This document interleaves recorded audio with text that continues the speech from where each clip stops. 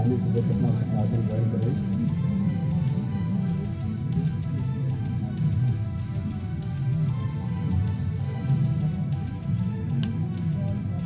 माननीय नेता सभा माननीय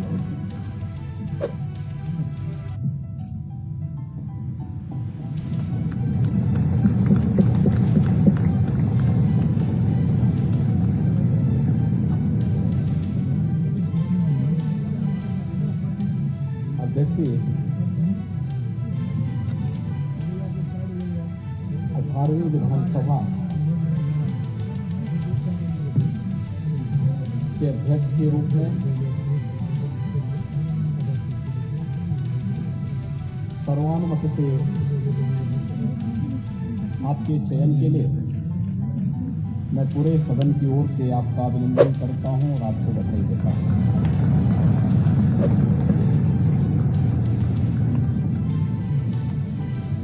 ये बड़ा सुखद संयोग है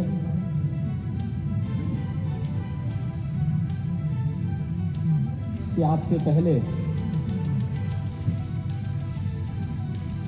17 महानुभावों ने इस पद को सुशोभित किया और आप 18वें अध्यक्ष के रूप में देश के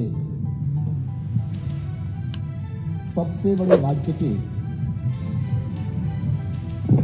विधानसभा के अध्यक्ष के रूप में आज इस पद पर आसीन हुए हैं।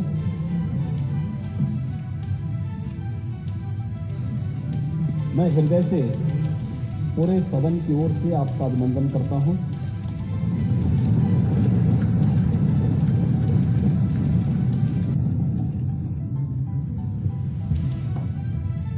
हमारे शास्त्र हमें एक बात के लिए प्रेरणा देते हैं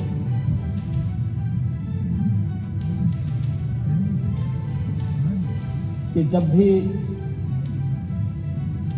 महान बनने का कोई अवसर मिले तो हमें इस अवसर से वंचित नहीं होना चाहिए।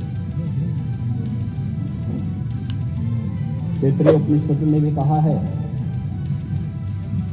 कि भूत्वेन प्रमितव्यम, यानी महान बनने के अवसर से चूकना नहीं चाहिए। और आपके नाम से तो महाना ही जुड़ा हुआ है।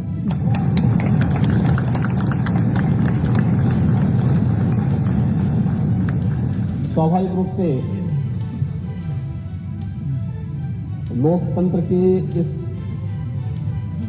गौरवपूर्ण आसन पर विराजमान होना ये किसी भी सदस्य के लिए न केवल अभिनंदनीय है बल्कि गौरवपूर्ण भी। और फिर इस पीठ पर एक अनुभवी सदस्य का चयन सर्वानुमति से हो,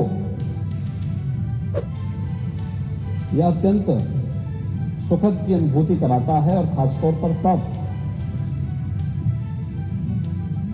जब उत्तर प्रदेश विधानसभा में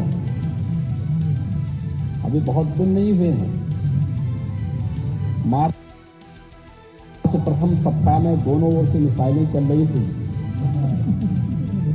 और उस समय हर व्यक्ति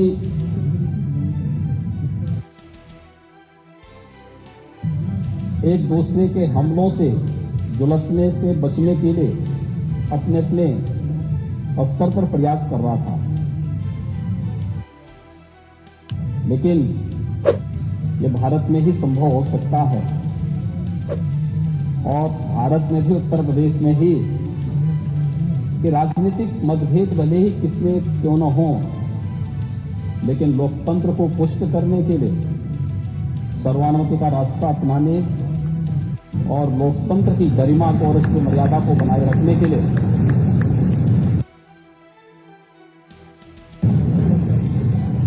हम मिलकर के इस अभियान को आगे बढ़ाएंगे।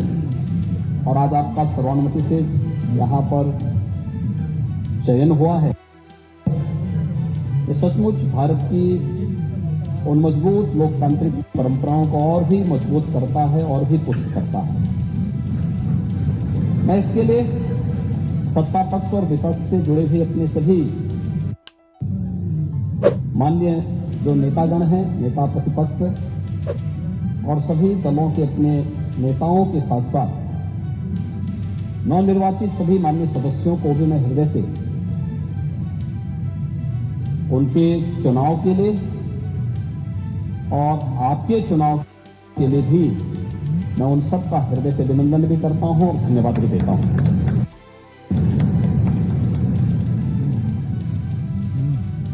अध्यक्ष जी, जब हम लोग उत्तर प्रदेश विधानसभा की बात करते हैं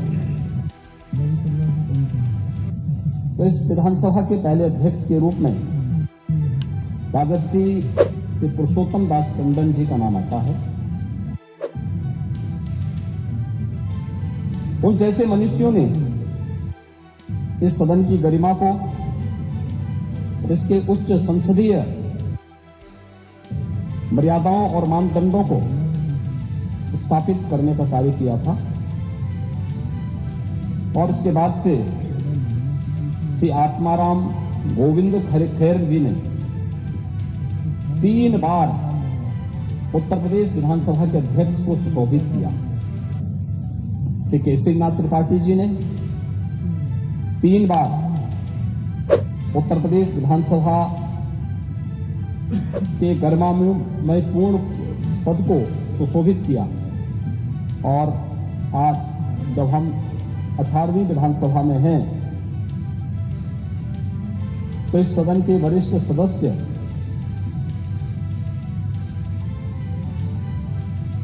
श्री माता प्रसाद पांडे जी ने भी 2 बार विधानसभा अध्यक्ष के पद को सुशोभित किया है। आज भी इस सदन के माननीय सदस्य चुने गए हैं।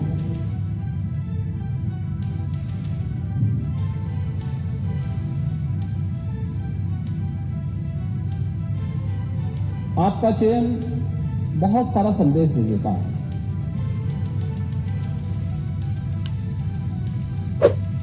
ये संदेश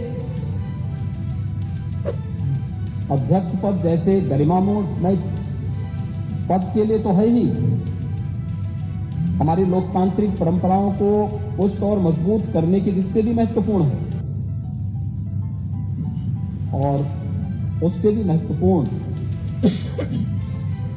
कि लोकतंत्र के जो 2 पहिए हैं, एक सत्ता पक्ष है, एक विपक्ष है, दोनों मिलकर के उत्तर प्रदेश की 25 करोड़ जनता के सर्वांगीण विकास के कार्यों को भी एक नई ऊंचाई तक पहुंचा करके नए भारत का नया उत्तर प्रदेश बनाने में अपना योगदान दे सकते हैं। और यह संदेश उत्तर प्रदेश की कोटि जनमानस के बीच में एक बहुत सकारात्मक संदेश देता है। हमने अभी मार्च प्रथम सप्ताह तक चुनाव के दौरान देखा, एक दूसरे पर आरोप प्रत्यारोप, आक्षेप और बयानबाजियों का जो दौर चलता रहा, हर दल अपने अनुसार करता था। लेकिन एक चीज है जो हम देश के अंदर भी देखते हैं, उत्तर प्रदेश के अंदर भी देखते हैं, जनता कभी नकारात्मकता को स्वीकार नहीं करती, कभी नहीं। नकारात्मकता के लिए उसके हृदय में कोई स्थान है ही नहीं। जो सकारात्मक होगा, जो प्रगतिशील होगा, जो लोक कल्याण का कारक होगा, जनता उसी को अंगीकार करती है। जो नकारात्मक होगा, हमारे समाज में, हमारे देश में कभी भी नकारात्मकता को कभी भी कोई महत्व नहीं दिया। नकारात्मकता जीवन में कभी प्रगति नहीं कर सकती है। सकारात्मकता से ही हम न केवल प्रगति के मार्ग को आगे बढ़ा सकते हैं, बल्कि सकारात्मकता के भाव से ही लोक कल्याण का मार्ग भी प्रशस्त कर सकते हैं। और आज जब देश की अपेक्षाएं उत्तर प्रदेश जैसे राज्य से हो, हर एक क्षेत्र में हो, दुनिया जब अपने द्वंद्व में उलझी हुई हो, उन स्थितियों में भारत से जो अपेक्षाएं हैं, भारत उस प्रकार की अपेक्षाएं उत्तर प्रदेश से रखता है और उत्तर प्रदेश को उन अपेक्षाओं पर खरा उतरने के लिए अपने आप को तैयार करना है। और लोकतांत्रिक व्यवस्था में जब सत्ता पक्ष और विपक्ष मिलकर के एक साथ मिलकर के इस अभियान का सहभागी बनता है तो वह 1 और 1 2 नहीं होता है, बल्कि वह मिलकर के 11 की ताकत बनकर के मजबूती के साथ लोकतंत्र की इस व्यवस्था को न केवल पुष्ट करता है बल्कि इसे और भी मजबूती के साथ आगे बढ़ाने का कार्य करता है, उन जनाकांक्षाओं की पूर्ति करने का माध्यम बनता है जिसके लिए आम जनमानस ने हमारी इन सभी जनप्रतिनिधियों पर विश्वास किया है। ये सभी चुनाव जीत करके आए जनता के सामने, आम जनमानस ने इन पर विश्वास किया, आम जनमानस का इन पर एक नया विश्वास प्रकट हुआ है और उस विश्वास पर कहीं भी हमें कोई भी किसी भी प्रकार से उसे अविश्वास में नहीं बदलने देना है। यह हमारा लक्ष्य होना चाहिए और इस दिशा में प्रयास की शुरुआत कल से मैं देख रहा हूं। अन्य सदस्यों ने शपथ ग्रहण किया। शपथ ग्रहण करने के बाद जिस सकारात्मक भाव के साथ शपथ ग्रहण का कार्यक्रम प्रारंभ हुआ, मैंने देखा है कि कल तक यहां पर 345 मान्य सदस्यों ने एक दिन में ही शपथ ग्रहण कर लिया था। 7 मान्य सदस्य बच गए थे, उनका शपथ ग्रहण अधिकतर ने आज यहां पर अपना शपथ ग्रहण भी संपन्न किया है। और किस सकारात्मक भाव के साथ सब लोग मिलकर के इस कार्यक्रम को आगे बढ़ा रहे थे। आज चुनाव संपन्न हो चुके हैं, अब हमें विकास के बारे में सोचना है, उत्तर प्रदेश के उत्थान के बारे में सोचना है, उत्तर प्रदेश की 25 करोड़ जनता के हितों के संवर्धन के लिए सोचना है, उत्तर प्रदेश के युवाओं के बारे में, उत्तर प्रदेश की आधी आबादी महिलाओं के बारे में सोचना है, उत्तर प्रदेश के किसानों के बारे में सोचना है, उत्तर प्रदेश के मजदूरों के बारे में सोचना है और उत्तर प्रदेश के उन सभी दबे कुचले लोगों के बारे में जिनकी आवाज को देने का माध्यम लोकतंत्र ने उन्हें एक वोट के रूप में दिया है, उस आवाज को भी अब आगे बढ़ा करके शासन की योजनाओं से इसे मजबूती के साथ जोड़ने का कार्य अब सदन करे। इस विश्वास के साथ उसका एक प्रतिरूप आज विधानसभा अध्यक्ष के रूप में सर्वसम्मति से आपके चयन की इस प्रक्रिया का होना इस बात को मजबूती से और मजबूत करता है कि हम सब मिलकर के इस सदन की उच्च मर्यादाओं को, उच्च परंपराओं को आगे बढ़ाने का कार्य करेंगे और आज आपका चयन उसका एक उदाहरण भी है। देश के अंदर विभिन्न विधानसभाएं, उत्तर प्रदेश की विधानसभा के अंदर क्या कुछ हो रहा है इसको बहुत नजदीक से देखती है।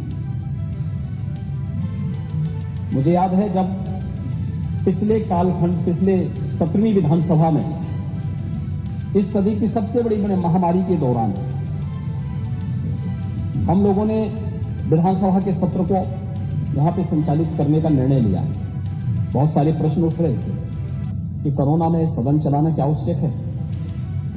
हम लोगों ने कहा देखिए संवैधानिक बाध्यताएं हैं और विधायी कुछ कार्य संपन्न होने आवश्यक है, इस वजह से हम लोग उसकी कोई व्यवस्था देने जा रहे हैं। हम लोगों का सत्र बहुत संक्षिप्त सत्र था, लेकिन सत्र कैसे हमने संचालित किया है, विभिन्न राज्यों से मेरे पास फोन आते थे कि कैसे आपने सदन का संचालन किया, कैसे इस कार्यक्रम को आगे बढ़ाया। और 17वीं विधानसभा तो इस मामले में बहुत रिच रही है कि उसने बहुत सारे ऐसे कार्य किए जो वास्तव में कार्यकाल 17वीं विधानसभा में सरकार को भी, माननीय सदस्यों को भी 3 वर्ष का ही कार्यकाल का एक अवसर प्राप्त हुआ था। 2 वर्ष कोरोना जैसी महामारी से जूझते हुए व्यतीत हुए, लेकिन उन 3 वर्षों में भी पहली बार सस्टेनेबल डेवलपमेंट गोल्स पर सदन में चर्चा हो सके और लगातार 36 घंटे तक चर्चा चल सके। शिक्षा के क्षेत्र में, स्वास्थ्य के क्षेत्र में, गरीबी उन्मूलन के क्षेत्र में, अन्नदाता किसानों के लिए, पर्यावरण के लिए कैसे हम उस विकास की प्रक्रिया को सतत बढ़ाने के लिए कार्य कर सकेंगे, इस पर चर्चा होती। इस पर इसी सदन में राष्ट्रपिता महात्मा गांधी की 150वीं जन्म जयंती के अवसर पर लगातार 36 घंटे तक हमारे सदन का चलना माननीय सदस्यों के मन में आम जनमानस के प्रति बसी व भावना को प्रदर्शित करने का एक माध्यम बना था। उसने देश के अंदर एक बहुत सकारात्मक संदेश दिया। मेरे पास तमाम संस्थाओं की ओर से इस बारे में संपर्क किया गया, कैसे इस कार्यक्रम को चलाया गया, क्या गोल्स निर्धारित हुए हैं, सरकार ने उस गोल्स को अचीव करने के लिए अपने आगे की रोड मैप क्या तैयार किया है। इन सब पर एक सकारात्मक पहल आगे बढ़ी थी। यही सदन था जब हम लोगों ने 2019 में इसी सदन में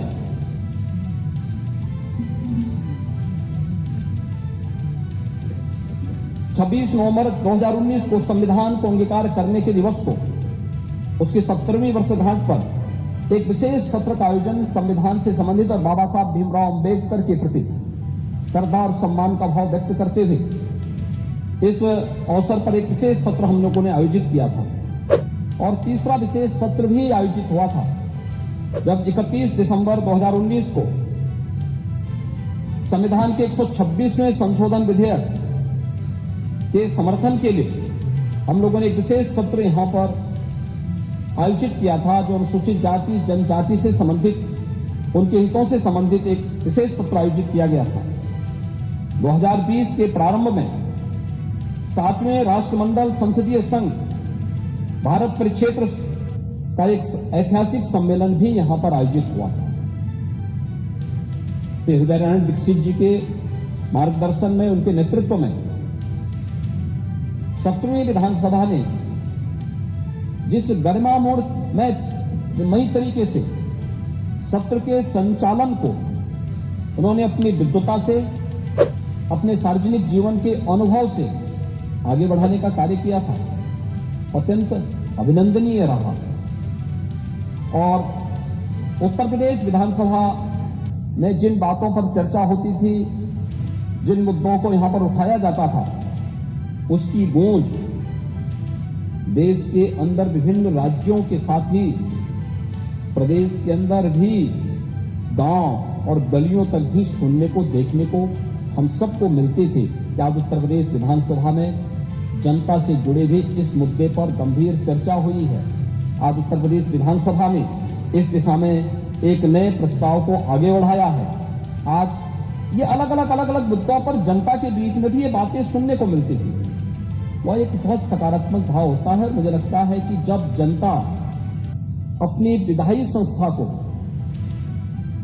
एक विश्वास के रूप में देखती है, तो हम मान करके चलें कि लोकतंत्र के प्रति आम जनमानस के विश्वास को प्रकटीकरण करने का सबसे अच्छा माध्यम होता है। और लोकतंत्र के प्रति आम जनमानस का विश्वास लोकतंत्र को सबसे ज्यादा मजबूती दे सकता है, और उस मजबूती का आधार हमें इस सदन को बनाना ही होगा। इस देश से आज आपका चयन हुआ है। हम सब जानते हैं आप लगातार 8वीं बार उत्तर प्रदेश विधानसभा के सदस्य चुने गए हैं। आपके पास सार्वजनिक जीवन का एक लंबा अनुभव है। कानपुर जैसे औद्योगिक क्षेत्र में मां गंगा के तट पर बसे हुए इस औद्योगिक नगर में जमीन से जुड़े हुए आम कार्यकर्ता के रूप में कार्य करते हुए, बूथ स्तर के कार्यकर्ता के रूप में, मंडल अध्यक्ष के रूप में कार्यकर्ता के रूप में, शिक्षा और सेवा के क्षेत्र में कार्य करने वाले संगठनों के पदाधिकारी और एक सामान्य कार्यकर्ता के रूप में कार्य करते हुए आपने एक लंबे समय तक जहां उस फील्ड में काम किया, वहीं 8 बार से कानपुर महानगर से विधायक के रूप में आपका चयन आज इस सदन में होता रहा है। आपने विभिन्न सरकारों में भी अलग अलग मंत्री पद का दायित्वों का निर्वहन किया। और कुशलतापूर्वक अपने नेतृत्व क्षमता का, अपनी प्रशासनिक क्षमता का, अपनी आम जनमानस के प्रति अपनी संवेदनाओं को प्रदर्शित भी किया है। वह आपके द्वारा लिए गए निर्णयों के आधार पर, आपके द्वारा किए गए कार्यों के माध्यम से बार बार एक सदस्य का एक क्षेत्र से चुना जाना, यह और वह भी तब जब दुर्भाग्य से जातिवाद की, उस राजनीति की उस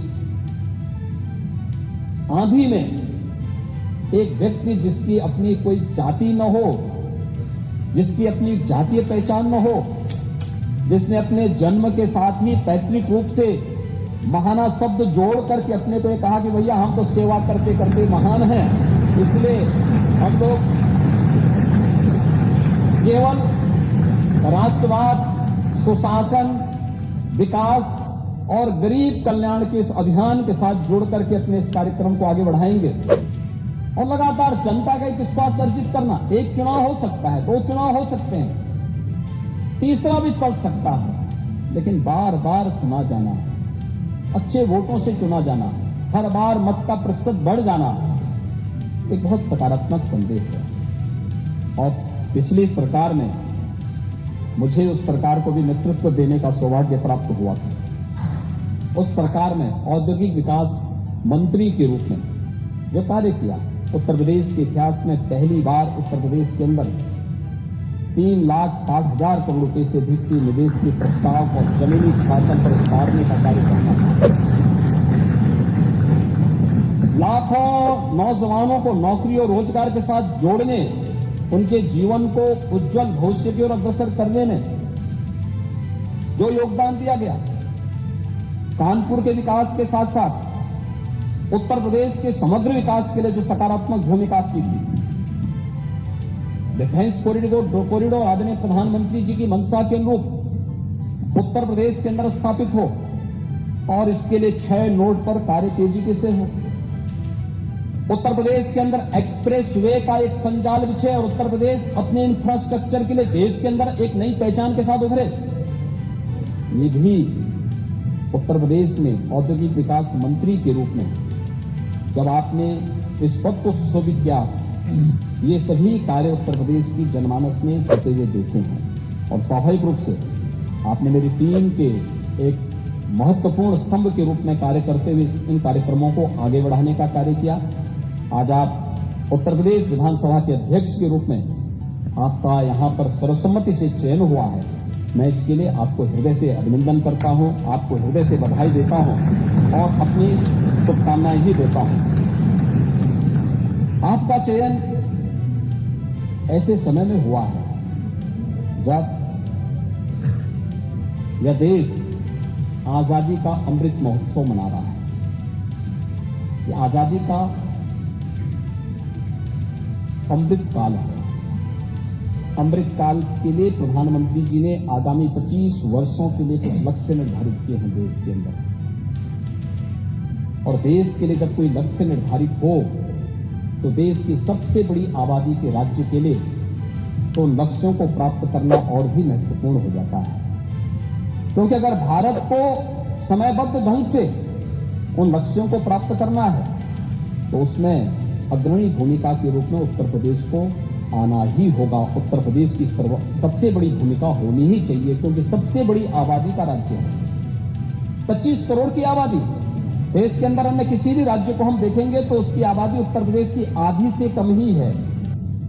और जब हम लोग देश की बात करते हैं तो इसकी शुरुआत उत्तर प्रदेश से होनी चाहिए। और अमृत काल में आप उत्तर प्रदेश के विधानसभा के अध्यक्ष बने हैं, यह अत्यंत सौभाग्य का क्षण है और इसके लिए मैं आपको हृदय से बधाई देता हूं।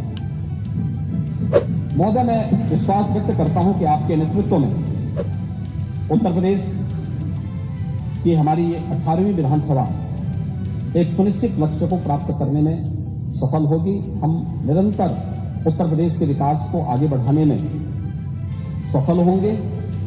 मैं अपने सभी नवनिर्वाचित माननीय सदस्यों को भी हृदय से उनके चयन के लिए, उनके निर्वाचन के लिए और उनके द्वारा शपथ ग्रहण किए जाने के लिए भी मैं हृदय से उनका अभिनंदन करता हूं, उन्हें बधाई देता हूं। 5 वर्ष का उनका जो कार्यकाल है, ये जन अपेक्षाओं पर खरा उतरने का एक उन्हें माध्यम मिला है। अगर शासन की योजनाओं को समयबद्ध ढंग से वे आम जनमानस तक पहुंचाने में सफल होंगे तो आपकी तरह वे भी बार बार चुने जाएंगे और इन्हीं में से कोई सदस्य एक दिन उस पद को सुशोभित करके फिर से अध्यक्ष पद को आगे बढ़ाने का कार्य करेगा। ये जानने का, सीखने का, क्योंकि सदन की परंपराएं तो हम लोग परंपरागत रूप से आगे बढ़ाते हैं। जो कुछ भी हम सीखते हैं, जानते हैं, संसदीय कार्यों के माध्यम से जो कुछ भी अनुभव हमारे सामने आता है, वही परंपराएं आगे बढ़ती हैं और सदन की परंपराएं इसी रूप में आगे बढ़ती रहेंगी। एक बार फिर से मैं आपको इस पद पर चयन के लिए हृदय से, अपनी ओर से, पूरे सदन की ओर से, पार्टी की ओर से हृदय से बधाई देता हूं, आपका अभिनंदन करता हूं और विश्वास व्यक्त करता हूं कि उत्तर प्रदेश विधानसभा अध्यक्ष के रूप में आप उत्तर प्रदेश के सदन की मर्यादा को, इसकी परंपरा को एक नई गरिमापूर्ण तरीके से आगे बढ़ाने का कार्य करेंगे और उत्तर प्रदेश विधानसभा 17वीं विधानसभा की तर्ज पर, यद्यपि विगत 2 वर्षों से हम लोग कोरोना जैसी महामारी से के प्रबंधन में ज्यादा समय हमें खर्च करना पड़ा, ज्यादा समय लगाना पड़ा, एक जगह एकजुट होकर के ज्यादा जमावड़ा नहीं होना है, यह जो भी प्रोटोकॉल थे उसका पालन करते हुए हम लोग अगले 2 वर्ष में कोई कार्य इस प्रकार से आगे नहीं बढ़ा पाए। लेकिन समय समय पर राज्य के हित के लिए, 25 करोड़ जनता के हित के लिए और देश और दुनिया से जुड़ी हुई उन महत्वपूर्ण मुद्दों को लेकर के चर्चा परिचर्चा का एक माध्यम हमारा ये सदन बनेगा। इस विश्वास के साथ मैं एक बार फिर से आपके प्रति हृदय से बधाई देता हूं, आपकी उज्जवलमय भविष्य की कामना करता हूं और विश्वास व्यक्त करता हूं कि आपके नेतृत्व में यह सदन अपनी उच्च परंपराओं को आगे बढ़ाने का कार्य करेगा। आपके प्रति मेरी पूरे सदन की मंगलमय शुभकामनाएं हैं। धन्यवाद। जय हिंद। माननीय नेता प्रतिपक्ष से नेता समाजवादी पार्टी आदरणीय अध्यक्ष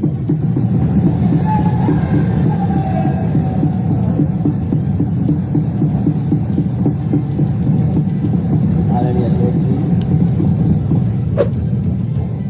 भारत के सबसे बड़े प्रदेश के उस विधानसभा